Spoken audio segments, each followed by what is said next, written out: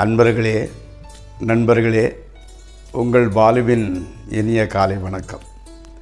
இன்று 3 மார்ச் 2024, அதாவது மாசி மாதம் 20ஆம் தேதி ஞாயிற்றுக்கிழமை. சப்தமி திதி காலை 8:45 வரை, அதற்கு மேல் அஷ்டமி திதி. அதே மாதிரி அனுச நட்சத்திரம் பகல் 3:55 வரை, அதாவது சாயங்காலம் 3:55 வரை, அதற்கு மேல் கேட்டை நட்சத்திரம். ராகுகாலம் சாயங்காலம் 4:30லிருந்து 6 வரை, யமகண்டம் மத்தியானம் 12லிருந்து 1:30 வரை. நல்ல நேரம் காலை 7:30 to 8:30, மாலை 3:30 to 4:30. ஏன்னா 4:30க்கு ராகுகாலம் ஆரம்பிச்சிருது. அடுத்தால இன்றைக்கி சந்திராஷ்டம நாள். மேசராசிக்காரங்களுக்கு நீங்கள் போட வேண்டிய கலர் பிங்க் அல்லது மெரூன். ஓகே. போடக்கூடாத கலர் பிளாக் அண்ட் ப்ளூ. இப்போது இன்றைக்கி சாப்பிட வேண்டியது கீரை சாப்பிட்டுக்கிட்டிங்கன்னா இன்னைய பொழுது மட்டும் மைண்டு கொஞ்சம் இதாக இருக்கும், உடல்நிலையும் ஒத்துழைக்கும். இப்பொழுது முதலில் 12 ராசிகளுக்கு உண்டான பலன்களுக்குள் செல்வோம்.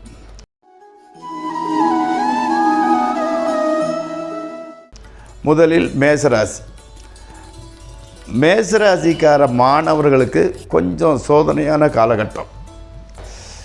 எப்படின்னா, படிக்கிறது நினைவில் நிற்கிறது இல்லை, படிக்கிறதுல இன்ட்ரெஸ்ட்டு கம்மியாகிட்டு இருக்குது, விளையாட்டில் இன்ட்ரெஸ்ட்டு ஜாஸ்தியாக இருந்துக்கிட்டு இருக்குது. அப்போது பிளேஸ்மெண்ட், அதில் இன்டர்வியூ அல்லது ஆன்லைனில் இன்டர்வியூ பண்ணுறதுக்கு வாய்ப்பு நிறைய இருந்துக்கிட்டு இருக்குது. அதை நீங்கள் கொஞ்சம் நல்லா பண்ணுவீங்க, அதில் வெற்றி பெற வாய்ப்புகள் நிறையா இருந்துக்கிட்டு இருக்குது. அடுத்தால இன்றைக்கி சந்திராஷ்டமங்கிறதுனால தான் மனசு கொஞ்சம் அமைதி இல்லாமல் இருந்துக்கிட்டு இருக்குது. சாய்பாபா அல்லது ராகவேந்திரா கோயிலுக்கு போயிட்டு வாங்க, மனம் அமைதி பெறும். ஓகே. அடுத்து ரிஷபராசி. ரிஷபராசிக்காரங்களுக்கு எதிர்பாராத பணவரவு, நல்ல பணவரவு நல்லா இருந்துக்கிட்டு இருக்குது. புதிய புதிய ஆட்களோட ஒரு அறிமுகம் கிடைக்கிறது உங்களுக்கு. பிக் ஷாட்னு சொல்கிறாங்க இல்லையா, அந்த மாதிரி பிக் ஷாட்டுகளோட ஒரு இன்ட்ரொடக்ஷன் உங்களுக்கு கிடைக்கிது. ஆமாம். நீங்கள் எப்படின்னா, ரொம்ப நாட்களாக பண்ணிட்டு வந்த முயற்சி இப்போது அது பலனளிக்க ஆரம்பிச்சுக்கிட்டு இருக்கிறது. ஓகே. எந்த வேலையும் நீங்கள் ரொம்ப நளினமாக செய்வீங்க, இப்போ கொஞ்சம் ஸ்பீடாக கூட செய்கிறீங்க. ஓகே.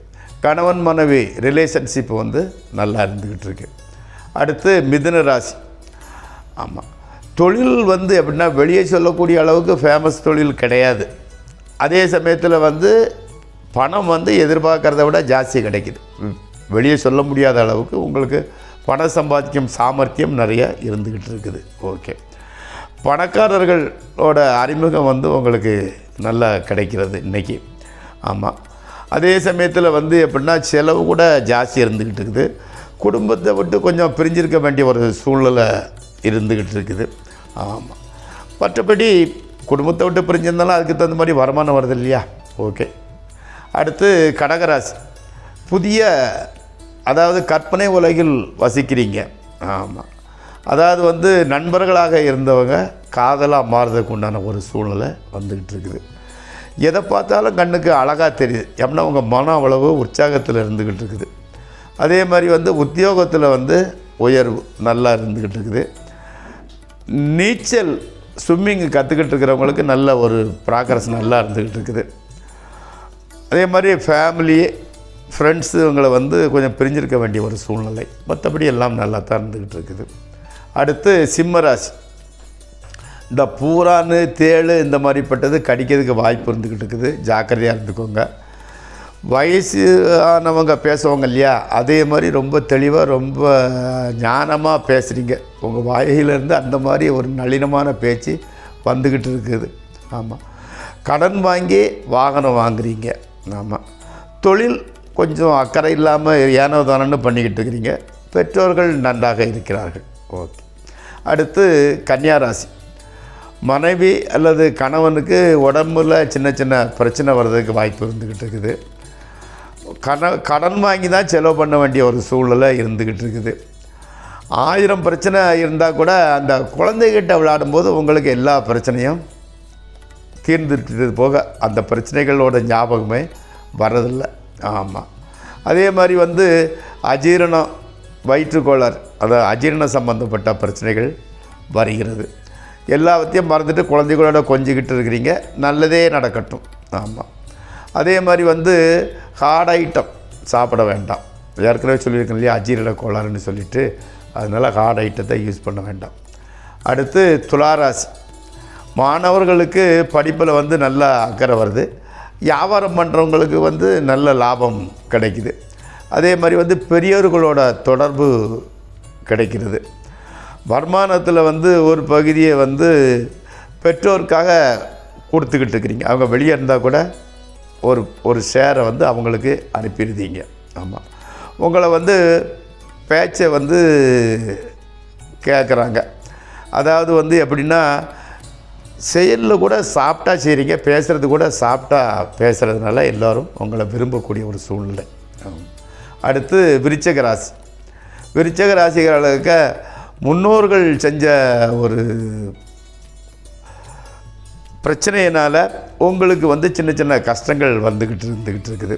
அதுக்கு வந்து எப்படின்னா, ஏதாவது கோயில்களுக்கு போய் வேண்டிக்கோங்க, எல்லாம் நல்லபடி இருக்குது. அதாவது நீங்கள் தப்பு செய்யாவிட்டாலும் அதனோட தண்டனையை நீங்கள் அனுபவிக்கணும். அப்போ என்னென்னா, ஏதோ ஒரு ப்ராப்ளம் நடந்திருக்குது, அவங்க ஏதோ தப்பு பண்ண வேண்டிய சூழ்நிலை வந்திருக்கு, அது உங்களை பாதிச்சுக்கிட்டு இருக்குது.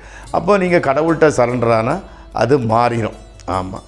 அதே மாதிரி வந்து பணவரவு செலவு ஈக்குவலாக இருந்துக்கிட்டு இருக்குது. திடீர்னு சாயங்கால நேரத்தில் எதிர்பாராத இடத்துலேருந்து பணம் வருகிறது, மிகவும் மகிழ்ச்சி. அடுத்து தனுசு ராசி. விவசாயம் செய்கிறவங்களுக்கு வந்து ஒவ்வொரு பிரச்சனையாக மாறி மாறி வந்துக்கிட்டு இருக்குது. உடம்பு கூட கொஞ்சம் வீக்காக தான் இருந்துக்கிட்டு இருக்குது. காரணம் வந்து தூக்கமின்மை, அஜீரணம் போன்ற பிரச்சனைகள்னால, இதுக்கெல்லாம் தொல்லை கொடுக்கறதுனால உடம்பு கொஞ்சம் வீக்காக இருந்துக்கிட்டு இருக்குது. குழந்தைங்க வந்து நல்லவங்க சொல் பேச்சை கேட்டுக்கிட்டு இருக்காங்க, அவங்கள பற்றி எந்த பிரச்சனையும் கிடையாது. டெம்பரரியாக வேலை பார்த்துக்கிட்டு இருக்கிறவங்களுக்கு வந்து வேலை வந்து பெர்மனண்ட் ஆகுது, சந்தோஷம். அடுத்து மகர ராசி. முரட்டு தைரியம், என்ன தான் நடந்த நம்ம பார்த்துக்கலாம் அப்படிங்கிற மாதிரி மனசு இருந்துக்கிட்டு இருக்கு. வேண்டாம், அந்த முரட்டுத்தனம் வேண்டாம், அதை விட்டு கொடுத்துட்டு பொறுமையாக கையாளுங்க. அடுத்தால வந்து எப்படின்னு கேட்டிங்கன்னா, மனைவியின் மூலம் பொருள் வரது அப்படின்னா, மனைவி அவங்க ஏதாவது வேலை பார்க்கலாம், ஏதோ காரணத்தினால அவங்க மூலமாக உங்களுக்கு பண வரவு இருக்கிறது. வேறு வேலை தேடுறவங்களுக்கு வந்து, அதாவது வேலை பற்றிய ஒரு வாய்ப்பு வந்து சேருது. உங்களுக்கு இருக்குது, இந்த வேலை இருக்குது, இன்னும் ஆஃபர் கொடுத்துருக்குறாங்க, யோசனை பண்ணி முடிவெடுங்க. ஆமாம். சாயங்காலம் வந்து மனசு வந்து அமைதியாக தான் இருந்துக்கிட்டு இருக்குது உங்களுக்கு. அடுத்து கும்பராசி. ஆமாம். வேறு பாஷை பேசும் ஏரியாவுக்கு போக வேண்டிய சூழ்நிலை இருக்குது. இப்போ வந்து தமிழ் நாட்டுக்காரங்களாக இருந்தால் ஆந்திராவுக்கோ இல்லை கர்நாடகா போகணும். கர்நாடகான்னா தமிழ்நாட்டுக்கோ ஆந்திராவுக்கோ அந்த மாதிரி வேறு பாஷை பேசக்கூடிய இடங்களுக்கு நீங்கள் போக வேண்டிய சூழ்நிலை வருகிறது. நீங்களும் உத்தியோகம் மூலமாக அங்கே செல்கிறீங்க. உத்தியோகத்தில் உள்ள வந்து சின்ன சின்ன பிரச்சனைகள் இருக்குது. வேலை பார்க்குறவங்களுக்கு பணவரவு கூட தட்டுமுட்டுன்னு தான் வந்துக்கிட்டு இருக்குது. தேவையில்லாத செலவுகள்னால காசு ரொம்ப டைட்டாக இருந்துக்கிட்டு இருக்குது. பெற்றோர்கள் வேறு மருத்துவ செலவினர்கள் இருந்துக்கிட்டு இருக்குது. எல்லாமே வந்து காரணம் வந்து இந்த 7 நாட்டு சனியினோட தொந்தரவுகள் தான் இருந்துக்கிட்டு இருக்குது. ஆஞ்சநேயர் கோயிலுக்கு போயிட்டு வாங்க, மனதினோட பாரம் குறைந்து விடுகிறது. அடுத்து மீன ராசி. கோபம், கவலை, சலிப்பு எல்லா உணர்ச்சியும் உங்களுக்கு வந்து மாறி மாறி வந்து செல்கிறது. அதாவது வந்து உத்தியோகத்தில் ஒரு முடிவுக்கு வந்து போதும், இந்த வேலையை கொஞ்ச நாள் ஓட்டுவோங்கிற மாதிரி மனம் முடிவெடுத்து விட்டது. அடுத்தால வந்து எதிர்காலத்தை பற்றின நல்ல செய்தி ஒன்று வருது. அந்த செய்தியை கேட்டதுலேருந்து உங்களுக்கு சூழ்நிலை, மனநிலை மாறி விடுகிறது. ஸோ நம்ம கூட ஜெயிச்சிடலாம், அதை அப்படி பண்ணலாம், இது எப்படி பண்ணலாங்கிற மாதிரி உங்கள் மனது கால்குலேட் பண்ண ஆரம்பிக்குது. உடல்நலத்தில் வந்து ஜாக்கிரதையாக கொஞ்சம் அக்கறை எடுத்துக்கிடுங்க. ஜாக்கிங்கோ வாக்கிங்கோ இல்லை எக்ஸசைஸோ ரெகுலராக பண்ணிக்கிட்டுருங்க. சாயங்காலம் வந்து மனசு வந்து அமைதியாகவே இருக்கிறது. ஸோ அன்பர்களே இப்பொழுது 12 ராசிக்கு உண்டான பலன்கள் முடிந்து விட்டது. இந்த ப்ரோக்ராம் உங்களுக்கு பிடித்திருந்தால் சப்ஸ்கிரைப் செய்யவும், லைக் செய்யவும். அடுத்து ஜோதிடத்தை பற்றிய சில குறிப்புகள் சொல்கிறேன்.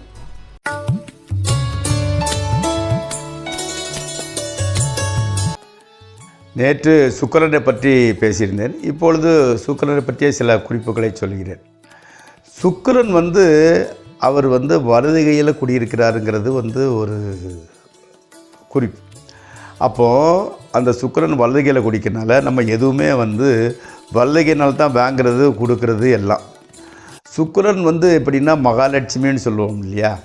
அப்போ வந்து அதனால தான் சொல்லுவாங்க, காசை இடது கைட்ட கொடுக்காடா, காசுக்கு மகாலட்சுமிக்கு மதிப்பு கொடு அப்படிங்கிற மாதிரி.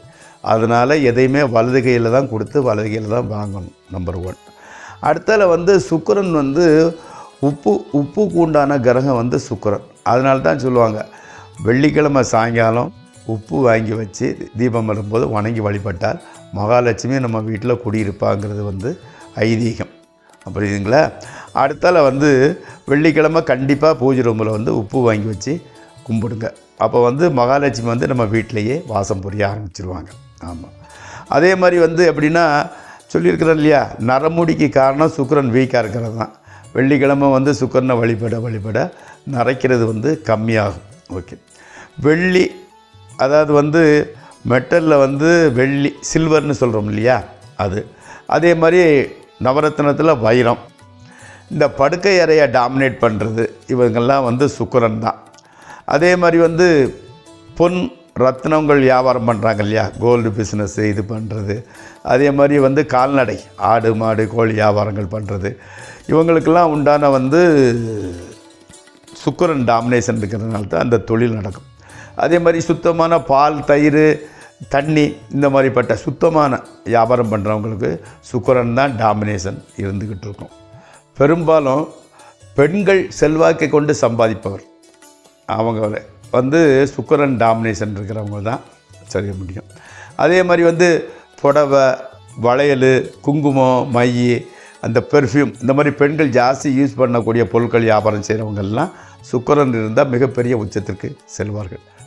அதே மாதிரி சுக்கிரனால் வரக்கூடிய நோய்கள் பெரும்பாலும் வந்து இந்த தொண்டையில் ரணம் ஒன்று, அடுத்தால வந்து கண் பார்வை குறைகிறது, அடுத்தால வந்து நீரிழிவு, அதாவது வந்து சுகர், அதாவது சுகர் சம்மந்தப்பட்ட வியாதி. அப்படின்னா கிட்னியில் உள்ளது வந்து கிட்னியை கண்ட்ரோல் பண்ணுறவர் நம்ம சுக்கிரன் தான். அதே மாதிரி வந்து செக்ஸுவல் டிசீசஸ், அதாவது வந்து பால்வினை நோய்கள்னு சொல்லுவாங்க இல்லையா, அதுக்கு காரணம் வந்து இந்த சுக்கிரன் தான். அதே மாதிரி இந்த நிறைய இப்போ புதுசாக வந்து என்னென்னா கிட்னியில் வந்து கல் அடைப்புன்னு சொல்கிறாங்க, கல் ஃபார்ம் ஆகிறது இல்லையா. அப்போ வந்து சுக்கிரன் வீக்காக இருந்தால் தான் அந்த மாதிரி சம்பவம் நிகழும். அப்போ இதுக்கெல்லாம் காரகர்த்தா வந்து சுக்கிரன். ஸோ வந்து எப்படின்னா மொத்தத்தில் இந்த சுக்கிரன்கிறவர் வந்து எப்படின்னா லக்ஸுரி லைஃபை கொடுக்கக்கூடியவர்.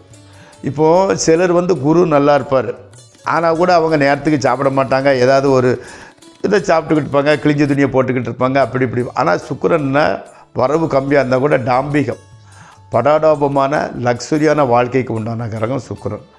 நம்ம வந்து லக்ஸுரியான வாழ்க்கை இல்லாட்டால் கூட ஓரளவு ஃபண்டமெண்டலுக்கு பிரச்சனை இல்லாமல் போகிறதாக இருந்தால் இந்த சுக்கிர பகவானோட அருள் வேணும், அதே கடவுள். அதனால் வந்து நண்பர்களே, சுக்கிரனை வெள்ளிக்கிழமை தோறும் வணங்கி பாருங்கள். உங்களுக்கு வந்து வாழ்க்கையில் மிக மிக மிக முன்னேற்றம் கிடைக்கும். நன்றி. பாலு.